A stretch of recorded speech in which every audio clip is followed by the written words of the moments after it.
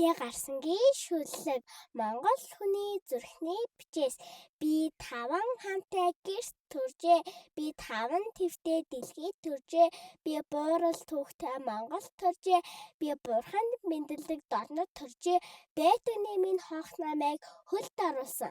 Ботгон байлаа намайг хилд оруулсан. Уухангийн ингээ надад жигүүр ургуулсан. Урсны дүүн надад ухаан цараасан. Эвдэрвээс бид хуваахын хүрдээ. Эвлэрвээс бид үржүүлэхийн хүрдээ. Энэ бол миний зүрхний бичээс илэрсэн цагтаа монголчууд бид хүчтэй. Авдран дотроо судрмын багтдаг, атныхаа нуран дээр гэрмэн багтдаг, өргөө тооноор минь нармын багтдаг, өнгөлцгөн дотор минь оршлон оршдгоо.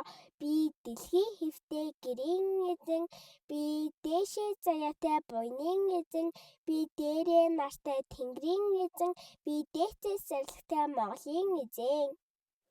Би 5 хошуу сүргийн эзэн, би тал хангой говийн эзэн, би лустай хөх усны эзэн, би луутай хөх тэнгэрийн эзэн.